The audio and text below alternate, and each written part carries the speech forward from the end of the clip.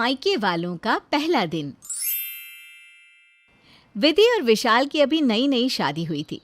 जहां विधि दिल्ली जैसे बड़े शहर की लड़की थी, वहीं विशाल राजस्थान के एक छोटे से कस्बे का रहने वाला था।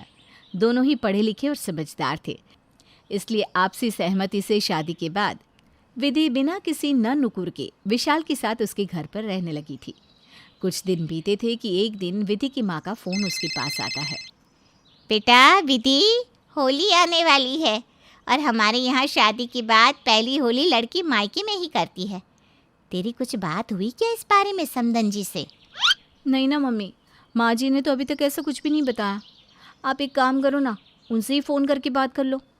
नहीं बेटा, मैं सोच रही थी कि शादी के बाद हमने तो तेरा ससुराल एक बार भी नहीं देखा। भाई बिटिया ब्याही है, हमें भी तो पता होना चाहिए ना बिटिया की गृहस्थी कैसी है। शादी के बाद बेटी कहाँ और किस हाल में रह रही है, ये फ़ोन से कहाँ पता लग पाता है। उसके लिए तो बिटिया के ससुराल में धावा बोलना पड़ता है। क्या मम्मी, आप भी ना। अरे मैं बहुत अच्छी हूँ, खूब मज़े में हूँ अपने ससुराल में। भगवान ऐसी सास और ससुराल सबको दे। अरे बेटा, नई नई शादी में लड़कियां ऐसे ही ससुराल की तारीफ के पुल बांधती है। सच्चाई तो बाद में पता चलती है। अच्छा बाबा, आप आ जाओ, बस बोल दो धावा। शादी के बाद पहली बार मेरे मायके वाले मेरे ससुराल आ रहे हैं। मेरे लिए इससे ज़्यादा खुशी की बात क्या होगी। हाँ बेटा, एक बार तेरी गृहस्थी अपनी आँखों से देख लो ना, तो मुझे भी संतोष हो जाए। और भाई, हम कोई पुराने ज़माने वाले माँ बाप थोड़ी ना है कि बेटी के घर का पानी भी नहीं पीना। सीधी सी बात है, तेरी जिद पर हमने अपनी आँखों से इतनी दूर तेरा ब्याह करा ज़रूर दिया है, लेकिन हम तो बराबर आते जाते रहेंगे। बेटी के ससुराल में पानी भी पिएंगे और खाना भी खाएंगे। मम्मी, आप यहाँ आराम से 1-2 दिन रुक कर भी जाना, आपको राजस्थान घुमा देते हैं। आप खुश? तो फिर ठीक है बेटा, ये तय रहा। अगले सप्ताह सोमवार को हम दोनों तेरे ससुराल आ रहे हैं। और बेटा, तुझे पहली बार विदा करा कर ले जाना है। सामने बैठकर बात करना ज़्यादा सही रहेगा। माँ से बात करके विधि फ़ोन रख देती है और शाम को विधि विशाल के ऑफिस से लौटने का इंतज़ार करने लगती है। विशाल, अगले हफ्ते मेरे मम्मी पापा यहाँ आ रहे हैं। मम्मी कह रही थी कि पहली होली के लिए मुझे मायके जाना होगा, तो एक बार माँ जी से भी बात कर लेंगी और कुछ शगुन वगैरह भी लेती आएंगी। अरे बस बस बस, इसमें इतनी सफाई देने वाली कौन सी बात है। उनकी बेटी का घर है, जब चाहे आए और अधिकार से यहाँ रहे। मुझे कोई परेशानी नहीं है। मुझे तो बहुत खुशी हुई कि मम्मी पापा यहाँ आ रहे हैं। तुम चिंता मत करो, माँ से मैं बात कर लूँगा और उनके ठहरने की व्यवस्था भी करा दूँगा। विशाल की बात सुनकर विधि की जैसे जान में जान आई थी। अगले दिन सवेरे विशाल अपनी माँ को विधि के मम्मी पापा के आने की खबर दे देता है।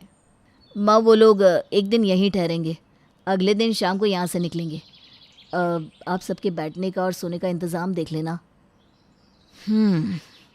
इंतज़ाम बस सोने का नहीं, और भी बातों का करना होगा।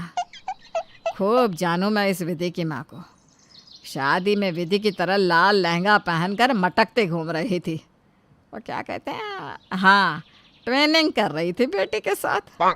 मुझे पता है यहाँ पर वो अपनी बेटी के हाल चाल जानने के लिए नहीं आ रही।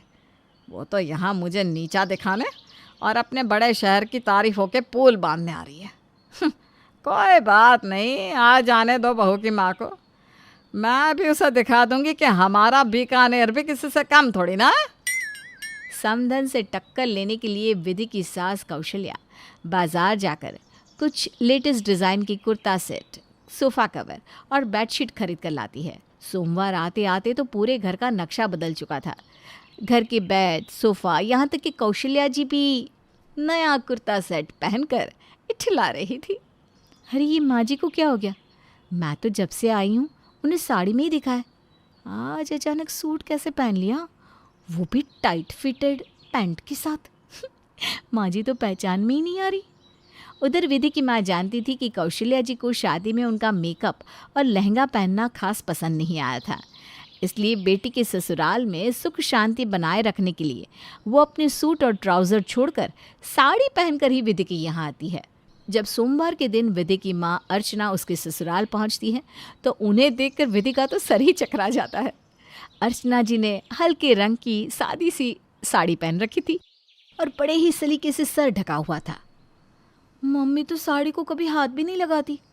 मैंने तो पार्टी के अलावा कभी मम्मी को साड़ी पहनते देखा ही नहीं, और वो भी ऐसी आंटियों वाली साड़ी। हे भगवान, ये मेरी दोनों माताओं को हुआ क्या है? अरे मम्मी, आप 6 घंटे का सफ़र इस साड़ी में तय करके आई हो, लेकिन क्यों? विधि कुछ कह पाती उससे पहले ही अर्चना ने उसकी ओर झूठी सी हंसी दिखाकर कहा, बेटा, हमारी तो उम्र बीत गई साड़ी पहनते पहनते। हम तो 24 घंटे साड़ी में रहते हैं। आदत पड़ गई ना बेटा, तो 6 घंटे से क्या फर्क पड़ता है? हैं? लेकिन मम्मी, अरे बेटा, क्या तेरा कांटा साड़ी पर अटक गया? जा पहले एक गिलास पानी लेकर आ। हाँ, तब तक मैं समधन जी से बातें करती हूँ। विधि बेचारी हैरान परेशान सी माँ पापा को पानी देने के बाद चाय नाश्ते के इंतज़ाम में लग जाती है। बाहर ड्राइंग रूम में माँ अर्चना और सास कौशल्या की बात करने की आवाज़ सुनाई दे रही थी। अरे बहन जी, ये सब शगुन और साड़ी वगैरह लाने की क्या ज़रूरत थी? वो क्या है ना, साड़ी तो आजकल पहनता ही कौन है।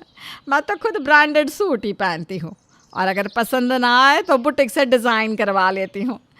आजकल पता नहीं शोरूम में बिना अच्छे डिज़ाइन नहीं मिलते। मैं तो परेशान हो गई हूँ। हर बार घूम फिर के वही 4-5 डिज़ाइन दिखाई पड़ते हैं। हाँ बहन जी, बिल्कुल ठीक कह रही हैं आप। सूट में ना ज़्यादा वैरायटी नहीं मिल पाती, इसीलिए तो मैं आपके लिए ये डिज़ाइनर साड़ी लाई हूँ। आप पहन कर देखिएगा, आपको पसंद आएगी। हाँ, बाप लाई है तो आपकी खुशी के लिए पहन लूँगी मैं। बहन जी, विधि के पापा तो कहते हैं कि आजकल सब औरतें सूट और ट्राउज़र पहनने लगी है, तुम भी पहना करो। अब वो ज़िद करने लगे तो उनके कहने से ही विधि की शादी में मैंने लहंगा पहन लिया, वरना मैं कहाँ ये सब ड्रेस पहनती हूँ। लेकिन आप पर सच में ना ये ड्रेस सूट कर रहा है, आप पहना कीजिए। हाँ, मेरी विधि को भी ना डिज़ाइनर ड्रेस बहुत पसंद है। अब आप दोनों सास बहू खूब शॉपिंग करना। अब चलिए बहन जी, नाश्ता कर लीजिए। आज कॉन्टिनेंटल मंगवाया है, कल चाइनीज़ मंगवा लेंगे। आपको चलेगा ना? अरे हम तो भाई साहब सुबह के नाश्ते में बिल्कुल सात्विक भोजन जैसे फल दूध ऐसा ही लेते हैं। हाँ, राजस्थान आने वाले लोग सोचते होंगे कि यहाँ आकर बस दाल बाटी ही खाने को मिलेगी। लेकिन हमारी पसंद ना थोड़ी अलग है। अब कोई कितने दिन दाल बाटी खा सकता है भाई? हाँ, अब ये फल फूल आप दिल्ली जाकर खाइएगा। यहाँ तो हमारे साथ कॉन्टिनेंटल खाना ही खाइए। ये संस्कारों की उल्टी गंगा कैसे बह रही है? जब से मैं आई हूँ रोज़ दाल बाटी चुरमाई खा रही हूँ, और ये पापा जी कौन सी दुनिया की बात कर रहे हैं? कॉन्टिनेंटल, और इस घर में। और हमारी मम्मी पराठों के बिना इनकी सुबह नहीं होती। जब से आई है साधु संतों वाली बात कर रही है। यूं ही लंबी लंबी डींगों के बीच नाश्ता खत्म होता है और सभी अपने अपने कमरे की ओर बढ़ जाते हैं। दोपहर के समय फिर से विधि के सास ससुर और मम्मी पापा डाइनिंग टेबल पर आमने सामने बैठ जाते हैं। भाई साहब, इंडिया का टूर तो हो ही गया होगा आपका। हम तो दोनों मियाँ बीवी 3 बार भारत भ्रमण कर चुके हैं। नहीं भाई साहब, हम तो बस एक बार लंदन होकर आए हैं। मेरी मानिए तो आप भी एक बार विदेश यात्रा करके आइए। इंटरनेशनल फ्लाइट में बैठने का आनंद ही कुछ और होता है। विधि रसोई में खड़ी होकर उनकी लंबी लंबी गप सुनती रहती है। काफ़ी देर तक सुनने के बाद जब उसके बर्दाश्त की हद हो जाती है तो वो डाइनिंग टेबल के पास जाकर अपनी माँ को घूरने लगती है। अरे बस कीजिए आप लोग, यहाँ क्या डिंगे हाँकने का कंपटीशन चल रहा है जिसमें आप सब बढ़ चढ़कर हिस्सा ले रहे हैं? और मम्मी क्या है ये सब? जब आपसे साड़ी नहीं पहनी जाती तो ये नाटक किस लिए?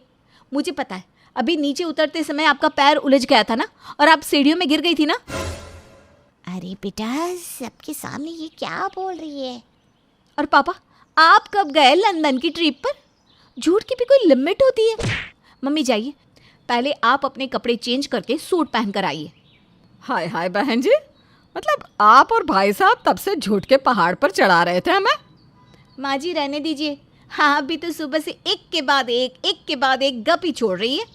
अरे आप तो हमेशा से साड़ी पहनती आई हैं, कि डिज़ाइनर सूट कब से पहनने लगी? और पापा जी, कॉन्टिनेंटल नाश्ता, जिस दिन से मैं आई हूँ मैगी तक खाने के लिए तरस गई हूँ। लेकिन आप तो कढ़ी, दाल, बाटी चूरमा और बाजरे की खिचड़ी के आगे कुछ खाना ही नहीं चाहते। मतलब इतना झूठ आखिर किस लिए? बेटा मैं तो बस तेरी सास के कहने पर ये सब कर रहा हूँ। इसने ही कहा कि बहू के मायके वाले दिल्ली से आ रहे हैं, तो उनसे 20 ही रहना है, 19 ना होने पाए।